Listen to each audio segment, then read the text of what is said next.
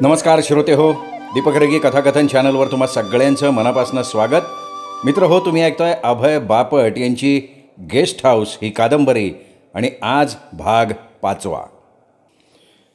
दैविक दयाळ सरकारी वकील ॲडव्होकेट खांडेकर यांचा मानसपुत्र समजला जायचा. तो कोर्टात उठून उभा राहिला.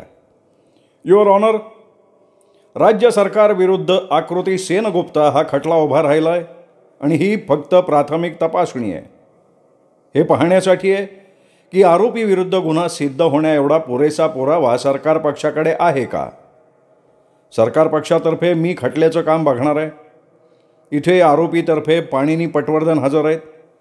ते कामकाज सुरू करायला तयार आहेत असं मी समजतो. आम्ही बचाव पक्ष तयार आहोत, पाणिनी म्हणाला. मग आम्ही सरकार पक्षही तयार आहोत. तर मग कामकाज सुरू करा ना.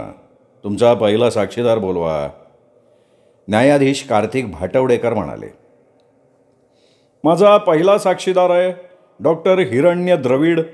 त्यांनी प्रेताची उत्तरीय तपासणी केली आहे, दैविक दयाळ म्हणाला. डॉक्टर द्रविड यांनी शपथ घेतली. आपलं ज्ञान, अनुभव, शिक्षण याबद्दल माहिती दिली. त्यांनी सांगितलं की तपनची उत्तरीय तपासणी केली. त्याचा मृत्यू पाठीमागनं सूर्यानं भोसकलं गेल्यामुळे झाला आणि प्रेत तपासणीसाठी आलं तेव्हा तो चाकू तसाच होता. त्यांनी सांगितलं पुढे की मृत्यूची अगदी अचूक वेळ सांगता येणार नाही, पण एवढं सांगता येईल की मांस आणि अंडी खाल्ल्यानंतर पुढच्या 20 मिनिटात त्याचा मृत्यू झाला आहे. वेळेच्या बाबतीत साधारण अंदाज द्यायचा तर संध्याकाळच्या 7 नंतर, पण मध्यरात्रीपूर्वी असा अंदाज देता येईल. पण जास्त योग्य अंदाज म्हणजे मैतानं जेवायला सुरुवात केल्यानंतर 5 ते 10 मिनिटात त्याचा मृत्यू झाला असं म्हणता येईल. उलट तपासणी घ्यायची असेल तर घ्या पटवर्धन, दैविक म्हणाला आणि पाणीनी उठून उभा राहिला. डॉक्टर, तपन जेवला कधी याची तुमच्याकडे माहिती नाही? नाही. मृत्यू लगेच आला, अगदी तात्काळ? अक्षरशः तात्काळ. वार जरी पाठीत करण्यात आला असला तरी तो पुढे उभ्या असणाऱ्या व्यक्तीला करणं शक्य होतं का? नाही, मला नाही वाटत तसं कोणाला जमू शकेल. पाणिनीच्या चेहऱ्यावर स्मितरेषा उमटली आणि तो म्हणाला, दॅट्स ऑल युअर ऑनर. मी न्यायाधीशांची माफी मागतो. नेहमीच्या पद्धतीनुसार खुनाची जागा आणि प्रेताची ओळख पटवणं हे सोपस्कार आधी करायच्याऐवजी मी डॉक्टरांची साक्ष घेतली. डॉक्टर खूप व्यस्त असतात, त्यांना लवकर जायचं होतं, त्यामुळे मी त्यांना आधी बोलवलं होतं.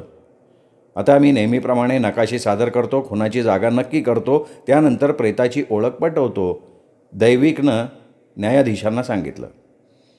त्यानंतर त्यांनी अनेक नकाशे सादर केले, फोटो सादर केले. ते नकाशे तयार करणाऱ्यांना आणि फोटो घेणाऱ्यांना कोर्टात बोलवलं आणि ते सगळं पुरावा म्हणून सादर केलं. मी आता जयराज आर्याला पिंजऱ्यात बोलावू इच्छितो, दैनिक म्हणाला. मी त्याला 2 गोष्टींसाठी उपयोगात आणणार आहे, एक सर्वसाधारण साक्षीदार म्हणून आणि मृताची ओळख पटवणारा म्हणून, दैविकनं स्पष्ट केलं. ठीक आहे, न्यायमूर्ती म्हणाले. जेवढं पटापट उरकता येईल तेवढं उरका, कारण ही प्राथमिक सुनावणी आहे. तरीसुद्धा तपन कुटुंबामुळे त्याला जास्तच प्रसिद्धी मिळाली आहे. त्यातून पटवर्धनसारख्या वकिलानं खटल्यात भाग घेतल्यामुळे गर्दीही वाढली आहे. तेव्हा आम जनतेचा अडथळा कामकाजात होणार नाही याचीही दक्षता घ्या.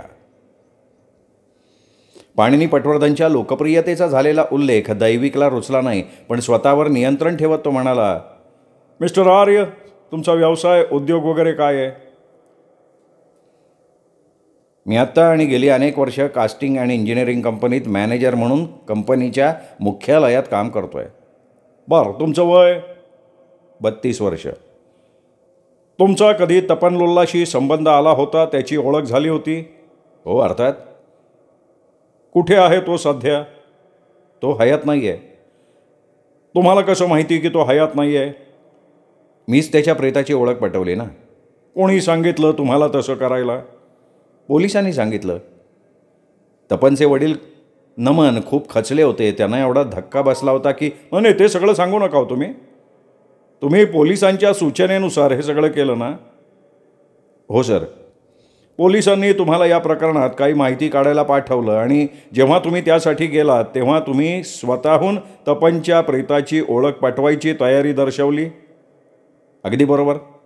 या खटल्यातली आरोपी आकृती, तिला तुम्ही ओळखता? हो. कधीपासून ओळखताय? ती कंपनीत लागल्यापासनं. म्हणजे कधीपासनं? साधारण 2 महिने झाले. 5 तारखेच्या सोमवारी तुमचं आणि आकृतीचं काही बोलणं झालं होतं? हो, झालं होतं. संध्याकाळी नेहमीची ऑफिसची वेळ संपल्यानंतर. काय संवाद झाले होते? जादा वेळ थांबून काम करण्याबद्दल. मी सहसा कधी कोणाला जास्त वेळ थांबवून घेत नाही. अहो, ते नका सांगू. मी एवढंच विचारतोय की तिच्याशी जादा वेळ थांबून काम करण्याबद्दल चर्चा झाली होती का? म्हणजे असं झालं की ऑफिसचं कामकाज संपत आलं होतं आणि स्टेनोग्राफर वगैरेची घरी जायची वेळ झाली होती. किती वाजता संपतं ऑफिस? 5 वाजता. बरं, मग काय झालं? आरोपी आकृती काम करतच बसली होती. मग तिच्याशी काही बोलणं नाही झालं? झालं, पण ते नंतर. कधी झालं ते बोलणं? म्हणजे किती वाजता झालं? 5:30 वाजता, जेव्हा ती कामाचे कागद माझ्याकडे घेऊन आली ना, तेव्हा. मी तिला मनापासून धन्यवाद दिले आणि म्हणालो की हल्ली अशा मुली दिसत नाहीत, स्वतःहून काम पूर्ण केल्याशिवाय न जाणाऱ्या, ओव्हरटाईमचा विचार न करता. त्यावर ती म्हणाली की त्या कामाची कागदपत्रं आजच मेल करायला हवी होती, हे तिला माहिती होतं, म्हणून तिने थांबून काम केलं. ती बाहेर कधी पडली? 5:30 नंतर लगेच. त्यावेळी आणखीन कोण होतं ऑफिसात? कोणीच नाही, फक्त मी आणि ती. त्यावेळी हवामान कसं होतं? पाऊस पडत होता. तशी दिवसभर रिपरिप होतीच. ठीक आहे, तुम्ही उलट तपासणी घेऊ शकता मिस्टर पटवर्धन, दैविक दयाळ म्हणाला. पाणिनीने साक्षीदाराकडे नीट निरखून बघितलं. तुम्ही म्हणालात की आरोपी तुम्ही काम करत असलेल्या कंपनीत गेल्या 2 महिन्यांपासून नोकरी करते, बरोबर आहे? हो, बरोबर आहे. तुम्ही तिला त्यापूर्वीपासून, म्हणजे तिथे नोकरीला लागण्यापूर्वीपासून ओळखता का? नाही. कंपनीत पर्सोनेल डिपार्टमेंट असेल ना? हो, आहे. कर्मचारी नोकरीला लावताना तुम्ही काही त्या विभागाशी संबंध येतो का? म्हणजे तुम्हाला काही अधिकार आहेत का? नाही, तसे काही अधिकार नाहीत, पण काढून टाकायचे आहेत. हो. तुम्हाला आरोपी नोकरीला लागल्याचं स्मरणात आहे? हो, चांगलं स्मरणात आहे. ती नोकरीला लागताना सर्वसाधारण माणूस ज्या प्रक्रिया पूर्ण करून नोकरीला लागतो, त्या प्रक्रिया आरोपीने पूर्ण केल्या होत्या? नाही. तपनलुल्लाच्या खास सूचनेनुसार तिला या नोकरीत ठेवून घेण्यात आलं होतं. आणि मग आरोपीनं नोकरी कधी सोडली? 6 तारखेला मी तिला काढून टाकलं, कारण माझा प्रश्न समजून घेऊन उत्तर द्या. मला फक्त तिच्या तारखेत रस आहे. 6 तारखेला. साक्षीदाराने त्रोटक उत्तर देऊन टाकलं. That's all your honour. मला एवढंच विचारायचं होतं. तुम्ही तपनची गाडी ओळखली, आरोपीला तुम्ही ओळखलं, आणि अग्निरोधकासमोर गाडी लावून ती गाडीत उतरत असताना फेरतपासणीत पुन्हा काही विचारायचं नसेल तर पुढचा साक्षीदार बोलवा. न्यायाधीश दैविक दयाळला म्हणाले. पायस हिरलेकर. दैविकनं नाव पुकारलं. त्यानं पुढे येऊन शपथ घेणं, ओळख करून देणं इत्यादी सोपस्कार पूर्ण केल्यावर दैविकनं त्याला विचारलं, या महिन्याच्या 5 तारखेच्या सोमवारी संध्याकाळी थोड्या उशिरा तुम्ही कुठे होतात? मी माझ्या घरात. पत्ता सांगा ना तुमच्या घराचा. साक्षीदारानं पत्ता सांगितला. तुम्ही विवाहित आहात का एकटे? मी अविवाहित. तुम्ही तुमच्या घरात एकटेच राहता? अर्थात. तपनलुल्लाशी तुमचा परिचय होता? मी अनेकदा पाहिलंय त्याला. माझ्या घराजवळच्या इमारतीत तो राहत असे. त्याची गाडी तुमच्या परिचयाची आहे? हो, मला माहिती आहे त्यांची गाडी. मला वाटतंय तुमचं अपार्टमेंट आणि त्यांचं अगदी शेजारी आहे, आणि तुमच्या घरातून तपनच्या अपार्टमेंटमध्ये बघता येतं. हो, बरोबर आहे. आता मला सांगा, 5 तारखेच्या संध्याकाळी उशिरा तुम्हाला तपनच्या गाडीत कोणी दिसलं का? हो हो, आकृती सेनगुप्ता दिसली. काय करताना दिसली ती? ती नुकतीच गाडी घेऊन आली होती आणि अग्निशमन यंत्राच्या खांबासमोर गाडी लावून उतरत होती. यावर दैविक काहीतरी बोलणार होता, तेवढ्यात साक्षीदार मध्येच म्हणाला, मी माझ्या वाक्यात जरा सुधारणा करतो. मी असं गृहीत धरलं की ती गाडी घेऊन नुकतीच आली होती. मी तिला बघितलं ते ती खाली उतरत असताना, बरं का. आता मी विचारतो ते नीट ऐका आणि उत्तर द्या. तिला तुम्ही पाहिलं, ओळखलं, हे बरोबर आहे का? अगदी बरोबर आहे. ओळख पटवण्यात काहीही संदेह शंका नाही हे नक्की? नाही, अजिबात चूक होत नाही माझी. तुम्ही उलट तपासणी घेऊ शकता पटवर्धन. पाणीनी उभा राहिला आणि त्याने विचारलं, 7 तारखेला मी तुमच्या दुकानात आले असं तुम्हाला आठवतंय? अगदी चांगलं आठवतंय. तेव्हा माझ्याबरोबर एक तरुणी होती? बरोबर आहे. त्यावेळी इन्स्पेक्टर तारकरच्या उपस्थितीत आणि माझ्यासमोर आणि माझ्याबरोबर असलेल्या तरुणीसमोर तुम्ही खात्रीपूर्वक सांगितलं होतं की माझ्याबरोबर असलेली तरुणी आणि तुम्ही तपनच्या गाडीतून उतरताना बघितलेली तरुणी ह्या मुलगी एकच आहेत? हो, मी सांगितलं होतं, पण माझी चूक झाली होती ती. तुमच्या मनात आत्ता ती घटना जेवढी ताजी आहे त्यापेक्षा कितीतरी पटीनं जास्त त्यावेळी, म्हणजे मी तुमच्या दुकानात आलो होतो तेव्हा जास्त ताजी होती? नाही, अगदी उलट स्थिती होती. मला विचार करायला नंतर अवधी मिळाला तेव्हा माझ्या लक्षात आलं की त्यावेळी मला गंडवण्यात आलं होतं.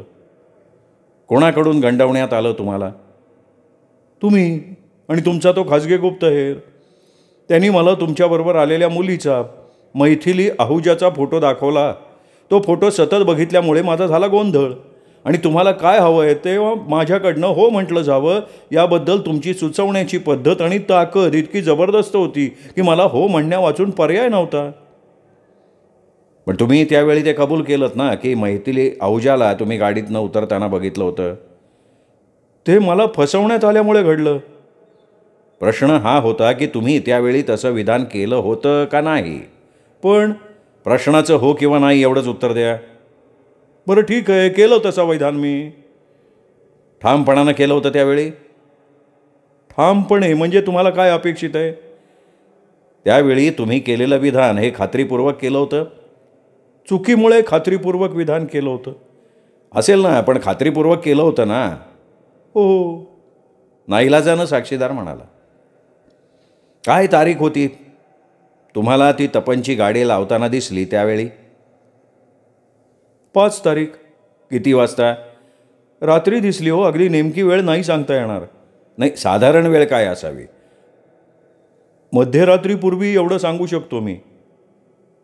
मध्यरात्रीच्याच आधी कशावरनं? पाणिनीने विचारलं. अहो, मी गाणी ऐकत वाचत बसलो होतो कोचावर. तिथेच मला झोप लागली. मग मला कॉफी प्यायची इच्छा झाली म्हणून बाहेरच्या हॉटेलमध्ये गेलो. ते हॉटेल 12 वाजता बंद होतं. त्यापूर्वी ती मला दिसली, म्हणजे 12च्या पूर्वी असणार ना. आणि माझा एक अंदाज आहे की रात्री 10च्या सुमाराला असेल, पण खात्री नाही कारण मी घड्याळ नव्हतं घातलं. गाडीतनं बाहेर आल्यावर आरोपीनं काय केलं? ती क्षणभरासाठी फुटपाथच्या कॉर्नरला उभी राहिली. मग गाडीच्या उजव्या बाजूचं दार जोरात लावलं आणि कोपऱ्यापर्यंत चालत गेली. कोणत्या बाजूचा कोपरा? उत्तर दिशेकडचा. That's all your honour. माझे प्रश्न संपले. पाणिनी म्हणाला. माझा पुढचा साक्षीदार आहे तुषार संघवी. दैविक दयाळनं जाहीर केलं. तू लुल्ला रोलिंग कंपनीत रखवालदार म्हणून त्यांच्या पार्किंगच्या ठिकाणी आहेस?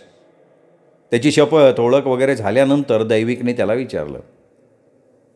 आणि आत येणाऱ्या आणि बाहेर जाणाऱ्या गाड्या तपासण्याचं काम तुझं आहे?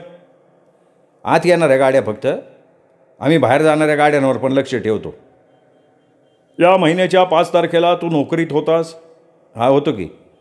तपन लुल्लाला तू ओळखत होतास? नाही, वैयक्तिक ओळख नव्हती हो, पण मालक या नात्यानं तोंड ओळख होती. त्यांची गाडी तुझ्या परिचित होती? हा, होती की. 5 तारखेला संध्याकाळी तपनला त्याच्या गाडीतनं बाहेर पडताना तू पाहिलंस? हा, पाहिलं ना, साधारण 5:45च्या सुमाराला. तो एकटाच होता का गाडीत आणखीन कोणी होतं? एक मुलगी होती त्यांच्यासोबत. तू तिला ओळखू शकतोस? आत्ता आहे ती कोर्टात? हा, आहे ना, आरोपीच्या पिंजऱ्यात बसलेली, पटवर्धनाच्या पलीकडं आकृती सेनगुप्ता. माझे प्रश्न संपले. मिस्टर पटवर्धन, तुम्ही विचारू शकता. तुला खात्री आहे ती मुलगी म्हणजे आकृती सेनगुप्ता? हा, नक्की.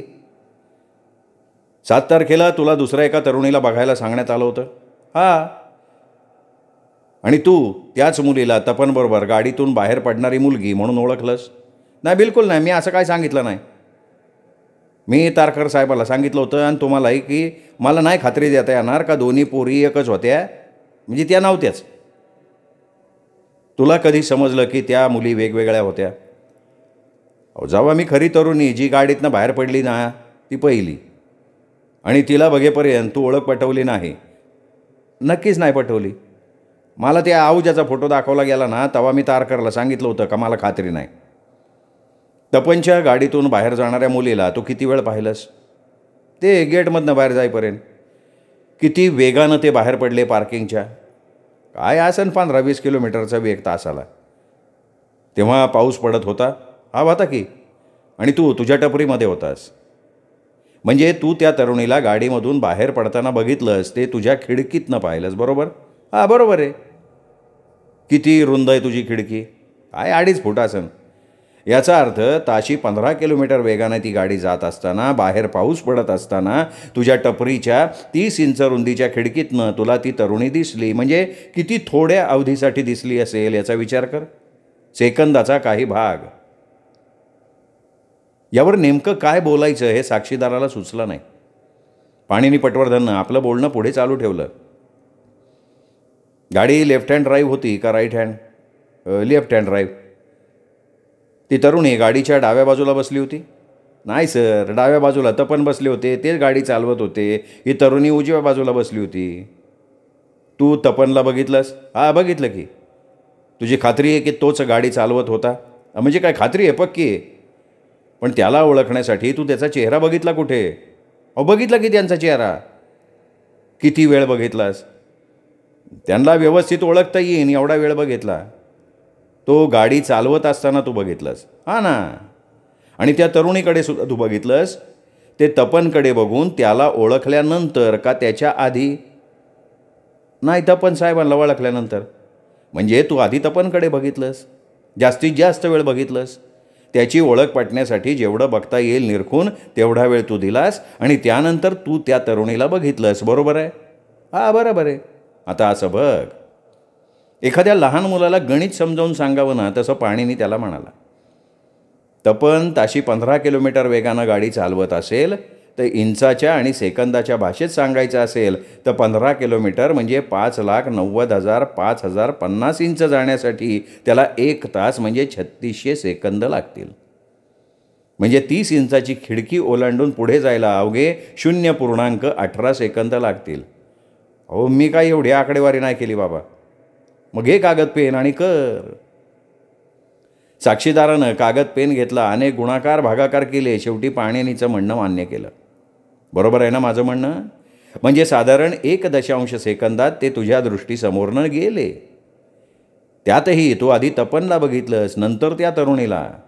म्हणजे त्या तरुणीला तू 1 सेकंदापेक्षा कमी वेळ पाहिलंस. ठीक आहे, तुम्ही म्हणताय ते. त्यानंतर तू 7 तारखेला जेव्हा दुसऱ्या तरुणीला बघितलंस तेव्हा तुला खात्री नव्हती, बरोबर आहे? हां, बरोबर आहे. म्हणजे तुला खात्री नव्हती की ती तरुणी आणि गाडीतली तरुणी या एकच होत्या का वेगळ्या होत्या, असंच ना? नाही, मी म्हणलो होतो की ती 30 तरुणी होती याची मला खात्री नव्हती. ती 30 तरुणी नव्हती याचीही तुला खात्री नव्हती? नाही ना, नव्हती. तू एवढंच म्हणाला होतास की मला खात्री नाही. हां, तसंच म्हणलो होतो. आणि नंतर जेव्हा तू आरोपीचा फोटो बघितलास आणि तारकर किंवा पोलिसांपैकी कोणीतरी तुला सांगितलं की तुला दाखवलेला फोटो हा आरोपीचा म्हणजेच तपनबरोबर गाडीतनं बाहेर पडलेल्या तरुणीचा आहे, तेव्हा तुला त्याची खात्री पटली, बरोबर? मग आता माझ्या मनाची पूर्ण खात्री पटली का गाडीत तपनच्या बाजूला बसलेली स्त्री म्हणजे आरोपी आकृतीच होती? पाणिनी हसला. तुला आत्ता खात्री वाटते रे, पण 7 तारखेला तुला खात्री वाटत नव्हती. कारण 7 तारखेला मी आरोपी तरुणी पाहिलीच नव्हती ना. पण तू दुसऱ्या तरुणीला बघितलं होतंस आणि म्हणाला होतास की ही दुसरी तरुणी नसेलच याची खात्री नाही, बरोबर आहे का नाही? हां, मला खात्री नव्हतीच. That's all your honour. Panini म्हणाला, माझे प्रश्न संपले. फेर तपासणीमध्ये काही विचारायचं आहे का? न्यायाधीशांनी दैविक दयाळकडे बघून विचारलं. नाही, काही विचारायचं नाही.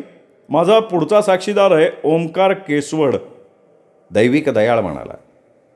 ओमकार केसवड हा 40शीच्या घरातला एक तरतरीत आणि सावध असा वाटणारा, रुंद खांदे असणारा माणूस होता. त्यांनी शपथ घेतल्यावर दैविकने त्याचा ताबा घेतला. त्यांनी साक्षीत सांगितलं की ज्या जागेत खून झाला त्यापासून 2 किलोमीटर अंतरावर एका भाड्याच्या घरात तो राहतो. तो माळीकाम आणि इतर झाडलुटीची कामं करत असे. एका जुनाट आणि पुरातन अशा गाडीतनं तो ये जा करत असे. त्याला विशिष्ट अशी कामाची वेळ दिली गेली नव्हती, पण कधीकधी तो 12-12 ताससुद्धा काम करत असे किंवा एखाद दिवशी 1च तास काम करून निघून जात असे. वेळेपेक्षा काम संपवणं महत्त्वाचं होतं. त्यांनी पुढे अशीही साक्ष दिली की 6 तारखेला दुपारी 1 वाजल्यानंतर थोड्याच वेळात तो त्या आउटहाऊसला आला होता. बाहेरचं गेट बंद होतं. त्यांनी त्याच्या जवळच्या किल्लीने ते उघडलं. आत आल्यावर पुन्हा गेटला कुलूप लावलं, कारण तिथे तशीच पद्धत होती आणि तशा सूचना त्याला होत्या. त्यांनी आत आल्यावर झाडांना पाणी देणं, झाडांच्या फांद्या कापणं अशी कामं करायला सुरुवात केली. त्याला घराच्या बाजूला असलेल्या दाराला फट दिसली. दार बंद करायला गेला तेव्हा फटीतनं त्याला जमिनीवर एका माणसाचा पाय दिसला. काय भानगड आहे बघायला तो दार उघडून आत गेला तेव्हा त्याला तपन जमिनीवर पडलेला दिसला. त्यांनी तिथल्या कुठल्याही वस्तूला हात न लागण्याची दक्षता घेतली. दार लावून तो बाहेर आला. मोठं गेट उघडून गाडी बाहेर काढली. पुन्हा गेटला कुलूप लावलं आणि द्रौपदी मंडलिककडे जाऊन सगळी हकीकत सांगितली आणि तिने नंतर पोलिसांना सगळं सांगितलं. घ्या उलट तपासणी आता, दैविक म्हणाला. मला सांग, तपनचा खून होण्यापूर्वी तू किती वर्ष नोकरी करतोयस? साधारण 2 वर्ष. कंपनीचं हे जे आउटहाऊस आहे त्याचा वापर करणाऱ्या लोकांना तू ओळखतोस? मला म्हणायचं आहे विशेषतः कंपनीच्या उच्च अधिकाऱ्यांपैकी कोणाला? मी सगळ्यांना ओळखतो. नमन लुल्लांना? ओळखतो. ते तुला ओळखतात? अर्थात. तू तपनला ओळखतोस? आम्ही दोघं एकमेकांना अगदी चांगले ओळखतो. नमन जेव्हा तुला काही कामासाठी हाक मारायचे तेव्हा तुला काय म्हणायचे? ओमकार. आणि तपन काय नावानं हाक मारायचा? ओमकार. तपननं तुला कधी तुझ्या नावाच्या आद्याक्षरावरनं ओके अशी हाक नाही मारली? साक्षीदार थोडा अस्वस्थ झाला, चुळबुळला, पण पुन्हा क्षणभरात सावरला आणि म्हणाला, नाही, मला नाही आठवत कधी ओके म्हणून हाक मारल्याचं. मला ओंकारच म्हणायचा. बरं, 5 तारखेच्या रात्री कुठे होतास तू? घरीच होतो. तुझ्याबरोबर कोणी होतं का एकटाच होतास? माझ्या घराच्या मालकीनबाई सप्रे यांच्याबरोबर होतो मी. त्या 65 वर्षाच्या विधवा बाई आहेत, त्या आणि मी एकत्र TV बघत होतो. काय वेळ होती तेव्हा? काय संध्याकाळी 7 ते रात्री 10:30पर्यंत. आम्ही जो कार्यक्रम बघत होतो तो बरोबर 10:30ला संपतो, त्यामुळे वेळ लक्षात आहे. त्याच्यानंतर मी गेलो झोपायला. बरं, सकाळी किती वाजता उठलास? 7:30 वाजता. 7:30? पण कामावर तर दुपारी 1 वाजेपर्यंत गेला नाहीस. मी तोपर्यंत सप्रेबाईच्या घरची कामं केली. मी त्यांना भाडं देत नाही ना. भाड्याच्या बदल्यात मी त्यांच्या घरची कामं करतो. तुला त्या आउटहाऊसच्या देखभाल करण्याच्या कामाचा पगार मिळतो का, दरमहा? नाही सर, मला तासावर पैसे मिळतात. मी कोणत्या कामाला किती वेळ दिला ते नोंदवून ठेवतो आणि त्यानुसार मला पैसे देण्यात येतात. तुझ्यावर नियंत्रण कोण ठेवतं? म्हणजे तुझ्या नोंदीवर विश्वास ठेवून पैसे दिले जातात का त्या कोणी तपासतं?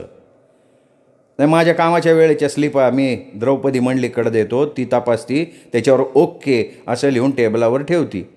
मग कंपनीचा कोणीतरी माणूस येतो, त्या स्लिपा घेऊन जातो आणि मग मला चेक पाठवला जातो.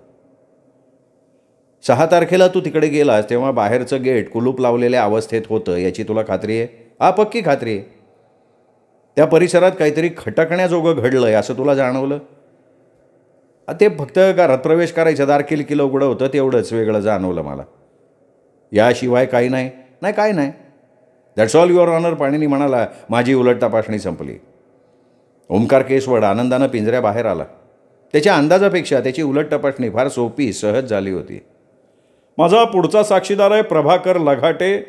माझी अशी अपेक्षा आहे की याची साक्ष अगदी पटकन संपावी. हे बघा, मलासुद्धा तसंच अपेक्षित आहे, कारण ही प्राथमिक सुनावणी आहे आणि तरीसुद्धा सकाळचं पूर्ण सत्र यातच संपून गेलं आहे. मला वाटलं होतं की दुपारच्या सत्रात मी नवीन खटला सुरू करू शकेन, पण आता असं दिसतंय की जेवणाच्या सुट्टीनंतरचा दुपारचा वेळसुद्धा हाच खटला पुढे चालवावा लागणार. न्यायाधीश म्हणाल्यानंतर दैविक दयाळ म्हणाला, पटवर्धननी जर प्रभाकरच्या साक्षीमधून मी जे सिद्ध करू इच्छितो त्याला आधी संमती दिली तर ती पूर्ण साक्ष रद्द करता येईल आणि आपला वेळ वाचेल. मग कोण आहे प्रभाकर आणि त्याच्या साक्षीमधनं तुम्ही काय सिद्ध करू इच्छिता? तो पोलीस आहे. खुनाच्या रात्री म्हणजे 5 तारखेपर्यंत रात्री 12 वाजेपर्यंत तो कामावर हजर होता. तो साक्ष देईल की तपनची गाडी अग्निरोधकासमोर लावली होती, त्याला ती आढळली, त्याबद्दलचे दंड आकारला गेल्याचं समन्स त्यांनी काढलं, गाडीवर त्याची प्रत चिकटवली, तो हे सुद्धा सांगेल की हिर्लेकरनं वर्णन केलेल्या ठिकाणीच ती गाडी लावलेली होती. फक्त एकच समन्स काढलं गेलं? पाणिनींनी विचारलं. या पोलिसांनी हे एकच काढलं. नाही, मग त्या गाडीचं पुढे काय झालं? पाणिनींनी विचारलं. रात्री 12 नंतर जो नवीन पोलीस कामावर रुजू झाला त्यांनी पुन्हा नव्यानं समन्स काढलं. शेवटी रात्री 3 वाजता ती गाडी उचलून नेण्यात आली. साधारण 2 किंवा 3 वेळा समन्स चिकटवलं गेलं की गाडी उचलून नेण्यात येते. दैविक दयाळनं उत्तर दिलं. मी असं समजतो की तुम्ही याबद्दल स्वतः संबंधित पोलिसाशी बोललेले आहात आणि तुम्ही जे आत्ता आम्हाला सांगितलं तेच हा साक्षीदार सांगणार होता. हो, मी जे काही सांगितलं ना तेच तो सांगणार होता. या पोलिसानं चुकीच्या ठिकाणी गाडी पार्क केल्याबद्दलचं जे पहिलं समन्स गाडीवर चिकटवलं ते किती वाजता चिकटवलं? रात्री 9च्या सुमाराला. तशीच वस्तुस्थिती असल्याची तुम्हाला खात्री आहे? हो, तसा शब्द देतो मी. तर मग तुम्ही जे सांगितलं ती प्रभाकर लवाटेचीच साक्ष आहे हे मी मान्य करतो. तुम्ही हे पण मान्य करता का की रात्री 12 नंतर रुजू झालेल्या पोलिसांनी गाडीवर 2 वेळा समन्स चिकटवलं आणि रात्री 3च्या सुमाराला ती गाडी उचलून नेण्यात आली? तुम्हाला हे संबंधित पोलिसाकडनं कळलं त्यांच्याशी तुम्ही बोलल्यानंतर, का ते पोलीस तशीच साक्ष देणार आहेत याची तुम्ही हमी घेताय? मी हमी देतो ना तुम्हाला. तर मग उलट तपासणीचे अधिकार अबाधित ठेवून मी मान्यता देतो. पाणिनी म्हणाला. आणि न्यायाधीशांनी दैविकला विचारलं, तुमच्या बाजूचे खटल्याचे साक्षी पुरावे संपलेत का?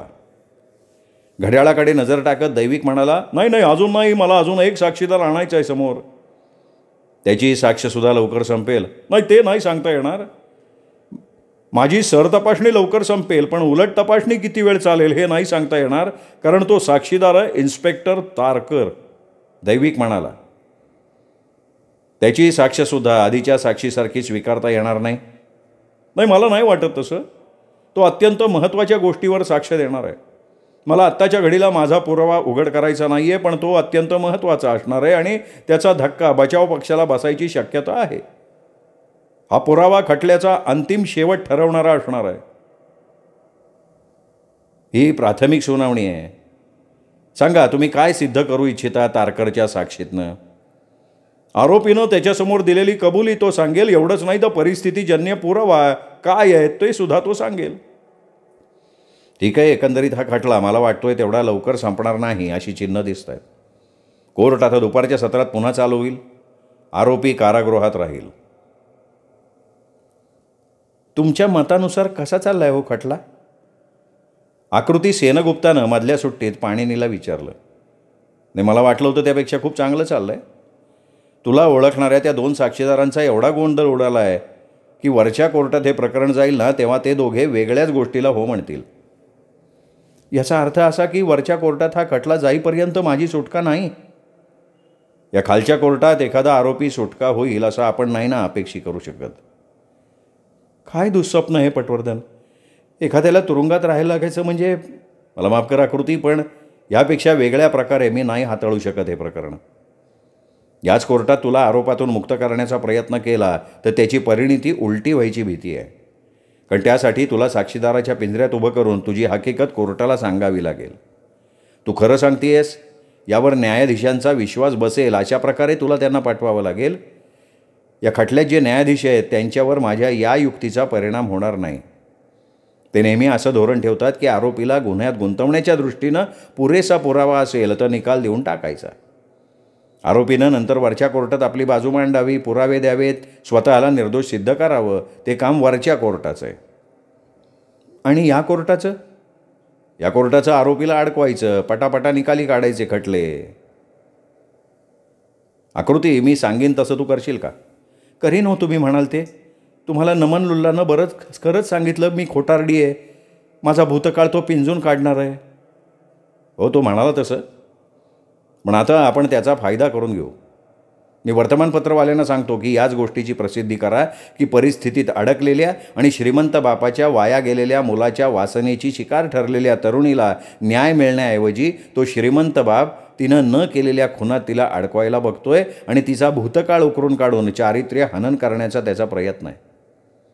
याचा परिणाम असा होईल की पेपर वाचून जनसामान्य लोकांच्या मनात सहानुभूती निर्माण होईल. न्यायाधीश पेपर वाचतील तेव्हा त्यांचंही तुझ्याबद्दलचं मत जरा बदलेल अशी शक्यता आहे, तेव्हा थोडी धीर धर. त्यांची मुलाखत झाली. आकृतीला पुन्हा आत नेण्यात आलं. पाणिनी पुन्हा कोर्टाच्या मागच्या बाजूला गेला तेव्हा तिथे मैथिली, कनक आणि सौम्या गप्पा मारत होते. कसा चाललाय खटला? मैथिलीने विचारलं. नाही, माझ्या अपेक्षेनुसार घडतं आहे. खरं तर अपेक्षित केल्यापेक्षा बरं चाललं आहे. तो हिरलेकर एवढा गोंधळून गेला आकृतीला ओळखताना, आणि त्याने अशी काही विधानं केली की त्याचा वापर आपण नंतर करू शकणार आहोत. पण तो नंतर ते नाकारणार नाही कशावरनं? तो कोर्टात जे बोलला आहे ना, ते कोर्टाच्या लेखनिकानं लिहून घेतलेलं असतं. म्हणजे सगळ्याच साक्षीदारांचं सगळं बोलणं नोंदवलं जातं, त्यामुळे कोणी ते तसं बदलू नाही ना शकत. मैथिली उठून उभी राहिली तेव्हा पाणिनीने तिला जेवणासाठी थांबायचं निमंत्रण दिलं, पण मैत्रिणीबरोबर जायचं आहे असं सांगून ती तिथनं निघाली. मग 2 वाजता पुन्हा कोर्ट चालू होईल तेव्हा येणार आहेस का तू? हो, नक्की येणार आहे मी. मैथिली गेल्यावर पाणिनी कनकला म्हणाला. कनक त्या अग्निरोधकासमोर आकृतीनं लावलेल्या तपनच्या गाडीबाबत काहीतरी चमत्कारिक गोष्ट आहे हे नक्की. काय म्हणायचं आहे तुला? हे बघ, त्या पोलिसांनी रात्री 9 वाजता ती गाडी पाहिली, समन्स लावलं. हिरलेकरनं आकृतीला गाडीतनं उतरताना पाहिलं, पण तो नक्की वेळ नाही सांगू शकत. रात्री 12च्या आधी एवढंच मोघम सांगतोय. पण त्या समन्समुळे आपल्याला कळलं की ती गाडी रात्री 9च्या आधी लावली गेली होती. आता इथेच मोकळी जागा आहे बघ. पोलिसांना सूचना होत्या की एखाद्या गाडीवर 2 किंवा 3 समन्स लावलेली दिसली तर गाडी उचलून न्यायची. प्रभाकरची कामाची वेळ रात्री 12ला संपली तेव्हा जाण्यापूर्वी त्यांनी 1 समन्स रात्री 9च्या सुमाराला लावलं होतं. त्यानंतर रात्री 12 वाजता दुसरा पोलीस हजर झाला आणि त्यांनी आणखीन 1 किंवा 2 समन्स लावली आणि गाडी उचलून नेली जाईल याची व्यवस्था केली. आता माझा प्रश्न असा आहे कनक की पहिल्या पोलिसानं म्हणजे प्रभाकरनं गाडीला 1च समन्स का लावलं? रात्री 9ला 1 लावलं, मग काम संपून जाताना आणखीन एकदा रात्री 12 वाजता अजून 1 समन्स का नाही लावलं त्याने? अरे, अशा गोष्टी व्यवहारात होत असतात पाणीने. हे बघ, मी दैविकनं सांगितलेल्या गोष्टी स्वीकारून प्रभाकर आणि इतर पोलिसांची साक्ष आणि उलट तपासणी टाळली. पण माझ्या या स्वीकृतीला एक कंगोरा आहे आणि दैविकच्या तो लक्षात नाही आला. कनक, तुझी माणसं कामाला लाव, जरा माहिती घे त्या गाडीवर एकूण किती समन्स चिकटवली होती आणि किती वाजता ती चिकटवली होती. पाणिनी, ओमकार केसवडला गुन्हेगारी पार्श्वभूमी आहे हे उलट तपासणीत चव्हाट्यावर का नाही आणलं तू? अरे, त्याचा आपल्याला उपयोग नसता झाला, फार तर त्याचं खच्चीकरण झालं असतं. पण आपल्या आशिलानं खून केलेला नाही हे त्यातनं कसं सिद्ध होणार होतं? कनक, तू जरा त्या माणसाचा खुनाच्या रात्रीचा ठाव ठिकाणा शोध. त्या सप्रेबाईकडे चौकशी कर की खरंच तो तिच्याबरोबर TV बघत होता का. तू आणि सौम्या छानपैकी जेवा, मी जातो तुझं काम करायला. कनक लटके रागवून म्हणाला. कनक उठून गेला तेव्हा 40शीच्या घरातला एक बुटका आणि जाडगेला माणूस कोर्टात बसलेल्या लोकांच्या घोळक्यातून त्यांना ढकलत पाणिनी जवळ आला. त्याचे हात पॅन्टच्या खिशात होते. मिस्टर पटवर्धन? त्यांनी विचारलं. हो मीच. कोण तुम्ही? मी ओजस्वी केळणी. माझ्यासारखा व्यवसायात असणारा माणूस नेहमीच आपला पाठलाग कोण करतोय का याबद्दल जागरूक असतो. आणि त्याला कळलं की पाठलाग होतोय की त्याला जाणून घेतलं असतं की का होतोय बाबा पाठलाग आणि कोण करतंय. बरं मग? नाही, मला कळलं की माझ्या मागे लावलेले गुप्तहेर हे तुम्ही लावलेत आणि तुम्ही मला तपनच्या खुनात गुंतवायचा प्रयत्न करताय. बरं मग? पाणिनीने पुन्हा बेफिकीरपणे विचारलं. मग मी तुम्हाला तर सांगायला आलोय की असले प्रकार तुम्ही करू नका. हे बघा, माझ्या व्यवसायात मी काय करायचं नाही हे माझं मी ठरवतो. माझ्या आशिलासाठी जे काही हिताचं असतं ना ते करतो मी. पाणिनीने त्याच्याच भाषेत त्याला उत्तर दिलं. तू घोड्यांच्या शर्यतीचा बुकी आहेस. तपनसाठी तू पैसे लावतोस आणि तुझ्यात आणि तपनमध्ये काहीतरी करार आहे की 5,000 रक्कम होईपर्यंत पैसे लावत जायचं आणि 5,000 झाले की तुला रक्कम मिळायची. बरोबर आहे? नाही असेल ना, पण त्या तुमच्या आशिलाला आरोपापत्रात न सोडवायला हा व्यवहार काय उपयोगाचा आहे का? मला कशाला बळीचा बाकरा करताय? नाही नाही, मी बळीचा बकरा करत नाही आहे. मी फक्त वस्तुस्थिती काय आहे ना ती शोधून काढतोय, आणि ती वस्तुस्थिती मला शोधता आली तर माझ्या आशिलाच्या फायद्यासाठी मी त्या कोर्टात उघड्या करीन.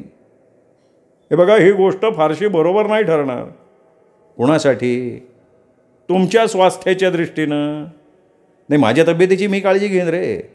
तू 5 तारखेच्या रात्री कुठे होतास याचं उत्तर देऊ शकला नाहीस तर तुझी तब्येत बिघडेल, हे लक्षात घे.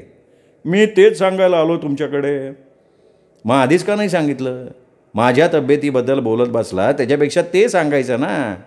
मी जुगार खेळत होतो. हे सिद्ध करता येईल? येईल की. पण माझ्याबरोबर जी माणसं जुगार खेळत होती त्यांना त्यांचं नाव यात ओढलं गेल्याचं आवडणार नाही. तुला तपनकडनं 5 तारखेला 5,000चा चेक मिळाला?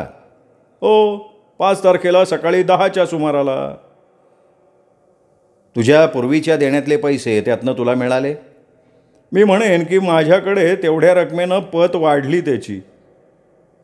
नाही, तू त्याच्यावर 5,000 रकमेपेक्षा जास्त विश्वास ठेवत नाहीस. मी कोणावरच 5,000पेक्षा जास्त रकमेचा धोका स्वीकारत नाही. तपननी 5 तारखेला दुपारी पैसे लावायला सांगितले? हो. तो त्यात हारला का जिंकला? त्याने काय फरक पडतोय? मला वाटतं ना फरक पडतो. माझा अंदाज आहे की त्यात त्याला मोठा फटका बसला आणि तुला त्याच्याकडून जुगार खेळण्यासाठी आणखीन 5,000 हवे होते. काय विनोद करताय का? नाही, म्हणून तू त्याला फोन केलास आणि सांगितलंस की त्याला बराच तोटा झाला आहे आणि त्याचे तुझ्याकडे जमा असलेले 5,000 संपलेत, त्यामुळे तुला आणखीन 5,000 हवे आहेत आणि ते घ्यायला तू येतोयस. कदाचित तू असंही सांगितलंस की संध्याकाळी तू जुगार खेळायला बसणार आहेस आणि तुला ही रक्कम रोख हवी आहे. काय चांगली कल्पनारम्य गोष्ट सांगताय. आता पुढचं सांगून टाका, मी काय केलं त्याच्यानंतर. तू त्या आउट हाऊसवर गेलास 1.5 दमडीच्या 5,000 रकमेसाठी. अरे, जुगारात तू हारला होतास आणि ती रक्कम तुला लगेच द्यायला लागणार होती. त्या खेळात उधारी चालत नाही ना. तिथे तुझे आणि तपनचे वाद झाले आणि मग तू त्याच्या पाठीत चाकू खुपसलास. माझी तपनची भांडणं होतील हे आधीच जाणून मी जाताना चाकू घेऊन गेलो होतो, असं म्हणायचं का तुम्हाला? न्यायला कशाला पाहिजे चाकू? स्वयंपाकघरात होतेच की चाकू. नाही, समजा तुमचा कायास खरा आहे असं क्षणभर मानलं तरी मी माझ्या कायमच्या ग्राहकाला फक्त 5,000 एवढ्या लहान रकमेसाठी भोसकीन. अरे, त्याने पैसे द्यायला नाकारले म्हणून भोसकशील. तपनसारखा श्रीमंत मुलगा फक्त 5,000 रुपये रकमेला नाही म्हणेल का? त्याला त्याची पत गमवायची नव्हती. घोड्याच्या शर्यतीत मी त्याचा बुकी होतो, त्याचा माझ्यावर विश्वास होता. जेव्हा तो जिंकत होता तेव्हा त्याला लागलेले पैसे मी इमानदारीत त्याला देत होतो. त्याच्या बापाला यातली काहीही माहिती नसायची. मी ते गोपनीय ठेवलं होतं आणि तपनला ते माहिती होतं. मग अशा स्थितीत तो मला पैसे का नाकारेल? कदाचित त्यांनी तुला चेक दिला असेल. हो, आता नवीन कल्पना काढली तुम्ही. कदाचित तुमच्यात बाईवरनं वाद झाले असतील. नाही, माझ्या धंद्यात बायकांना स्थान नाही. एखाद्या विशिष्ट बाईवरनं? हे बघा, माझ्या जीवनात कुठल्याही बाईला किंमत नाही. तुम्हाला असं म्हणायचं आहे का मला जुगारात पैसे कमी पडले म्हणून मी ते तपनकडे मागायला गेलो? तिथे तो म्हणाला की अरे किरणी, आत्ताच एक तरुणी माझ्या ताब्यात आली होती पण मला गुंगारा देऊन पसार झाली, तू तिला शोध. पण असं कर, आमलेट डोसे थंड होतील तर तू माझ्याबरोबर खाऊन घे. त्यामुळे मला जुगारात हरलेले पैसे भरायची घाई असून सुद्धा मी त्याच्याबरोबर खात बसलो. काय हास्यास्पद आहे का नाही हे विधान आणि तुमचा तर्क? अरे वा, तुला बरीच माहिती दिसते घडलेल्या घटनांची. माझ्या धंद्यात मला जेव्हा कोणी मला लटकवायचा प्रयत्न करतो ना तेव्हा अशी सगळी माहिती मला जवळ ठेवावी लागते. मानलं की तू सगळी माहिती जमा केलीस. आता मी सांगतो काय झालं असेल ते. तपन तुला म्हणाला असेल की किरणी, मला भूक लागली आहे, टेबलावर खाणं मांडलं आहे. मी खायला सुरुवात करणार होतो तेवढ्यात एक पोरगी मला गुंगारा देऊन गेली. मी तुला माझं खाणं झालं की चेक देतो. तुला भूक लागली असेल तर तू सुद्धा दुसऱ्या प्लेटमधली अंडी आणि मांस खाऊन घे. नसेल खायचं तर ते बाहेर टाकून दे. चालू दे तुमचा कल्पनाविलास. नंतर काय झालं? तू ते मांस आणि अंडी खाल्लीस, मग तुमच्यात वादविवाद झाले. नाही, मला चेक मिळाला का नाही? मिळाला ना, चेक मिळाला तुला. 5,000चा? हो, 5,000चा. आणि चेक मिळाल्यानंतर माझा त्याच्याशी वाद झाला. अरे, तोच भाग मी तपासून बघतोय ना. हे बघा, तुम्ही काय शोधून काढायचं, कसं काढायचं तो प्रश्न तुमचा आहे. पण मी एवढंच सांगतो की मी त्याच्याकडे गेलेलो नाही, जास्तीचे पैसे मागितले नाहीत किंवा आमच्यात वादही झाले नाहीत. मला एकच चेक त्या दिवशी मिळाला, तो सकाळी 10च्या सुमाराला. तुम्हाला समजेल ना की तो चेक मी दुपारी 2च्या सुमाराला बँकेतनं वटवला 5 तारखेला. आणखी एक, जेव्हा जुगार खेळायला बसलो ना तेव्हा माझ्याकडे पैसे असतात म्हणून बसतो, मला भीक मागत फिरायला लागत नाही. तुम्ही तुमची स्वतःची एक बाजू माझ्यासमोर आत्ता मांडली आहे, ती सर्वांसमोर चव्हाट्यावर आणण्यापूर्वी त्यातली सत्यता तपासा आणि पुरावेसुद्धा गोळा करा. हे बघ, मला नको सांगू तू कायदा कसा हाताळायचा. तू तुझ्याबरोबर कोण जुगाराच्या खेळात होतं ते मला सांग, मी खात्री करून घेईन. तुझं खरं ठरलं तर तू सुटशील. मला कोणाच्या खाजगी आयुष्यात डोकवून त्याचं नुकसान करायचं नाही. मी सांगितलं ना तुम्हाला आधीच की माझ्याबरोबर असलेले लोक यात ओढले जाता कामा नयेत. ते काहीही असलं तरी मला असा विश्वास वाटतोय की तू तपनला फोन केलेला असला पाहिजेस. का वाटतंय तुम्हाला? मी त्याआधी तुला विचारतोय, तपन तुला हाक मारताना काय नाव घेऊन हाक मारत असे? तुझं पहिलं नाव घेऊन का तुझ्या अद्याक्षरावरनं? पहिल्या नावानं, म्हणजे ओजस्वी नावानं कायम हाक मारत असे. तो तुला कधीही ओके असं म्हणायचं नाही? नाही हो, कधीच नाही. पाणिनीच्या डोळ्याला डोळे भिडवून तो म्हणाला, ठीक आहे, मग तुझ्याबरोबर जुगारात असलेल्या माणसांची यादी दे, मी हे काम सावधपणे करीन. हे बघा, मी असलं काहीही करणार नाही. माझ्या धंद्यात मी असलं काहीही करत नसतो. तुमच्या भल्यासाठी मी वस्तुस्थिती सांगितली आहे. पाणिनी पटवर्धननं आपल्या कोटाच्या खिशात हात घातला आणि कोर्टाचा शिक्का असलेलं एक दस्त बाहेर काढलं. त्यावर पेनानं ओजस्वी केळणी असं नाव लिहिलं आणि ते केळणीच्या हातात दिलं. काय आहे हे? कोर्टाच्या शिक्क्याचं समन्स आहे, म्हणजे आदेश आहे. आज दुपारी 2 वाजता सरकार पक्ष विरुद्ध आकृती या खटल्यात बचाव पक्षातर्फे साक्षीदार म्हणून हजर राहण्यासाठी समन्स दिलंय तुला. केळणीचा चेहराच काळवंडला. अहो, मी वारंवार सांगत होतो. मी पण तुला चांगल्या भाषेत सांगत होतो, वारंवार विचारत होतो, तुझ्याबरोबर जुगारात बसलेल्या माणसांची यादी मला दे. थापाडे आहात तुम्ही. कुठलाच हुशार वकील प्राथमिक सुनावणीत बचाव पक्षातर्फे पुरावा नाही सादर करत. तुला मी समन्स काढलंय, आता 2 वाजता कोर्टात हजर राहायलाच लागेल तुला. मी थापाडे आहे का नाही हे तुला कोर्टात दिसेल. ओ थांबा, आपल्या दोघात गैरसमज नको. तुला कोर्टात हजर राहण्यापासून तात्पुरती सुटका हवी असेल तर मला बऱ्या बोलानं यादी दे. केळणीने आपल्या खिशातनं एक वही बाहेर काढली आणि काहीतरी लिहायला सुरुवात केली. हे बघा, मी 5 नावं तुम्हाला देतोय. वहीचं पान टरकावून पाणीला देत केळणी म्हणाला, पण लक्षात घ्या, तुम्हाला ही माहिती दिल्याचं त्या लोकांना आवडणार बाई का? तुम्ही गुप्तपणानं त्यांची नावं चव्हाट्यावर न आणता माहिती मिळवलीत तर मी कुठे होतो हे माणसं सांगतील तुम्हाला. या 5पैकी 2 माणसांच्या नावापुढे मी एक खूण केली आहे, त्यांच्यापासून सुरुवात करा. ते मुरलेले जुगारी आहेत आणि त्यांना त्यांची नावं बाहेर आली तर फरक पडणार नाही आहे. उर्वरित 3 जण हे मोठे व्यावसायिक आहेत आणि त्यांना असं वाटतं की ते चांगले जुगारी आहेत. ते जुगारात हरलेत. हो, हरले, आणि तू जिंकलास. तुझ्याबरोबरचे 2 जण ज्यांची नावं तू मला आत्ता दिलीस तेही जिंकले. हे बघा, तुम्हाला कोण जिंकलं कोण नाही याच्याशी काही देणं घेणं नाही आहे. पण आहे असं तुम्हाला वाटत असेल तर एवढंच सांगतो की आम्ही जिंकलो. या गोष्टीला प्रसिद्धी का द्यायची नव्हती तुला ते आत्ता माझ्या लक्षात आलंय. तू तिथे जुगार खेळत असशील, तिथून बाहेर पडला नाहीस याची मला खात्री झाली की बस, मला बाकी काही नको आहे. अरे, तू जरी ते सिद्ध करू शकला नाहीस तरी मी माझ्या तपासातनं सत्य बाहेर आणीनच. त्यानंतर तुला साक्षीदाराच्या पिंजऱ्यात खेचायचं का नाही ते मी ठरवीन. पण मी ऐकलं होतं तुम्ही सरळसोट माणूस आहात आणि समोरासमोर वार करता तुम्ही. त्याचा अनुभव आला बरं का मला आज. तुम्ही तुमच्या पद्धतीनं माहिती काढा आणि तुमच्या लक्षात येईल की मी स्वच्छ आहे.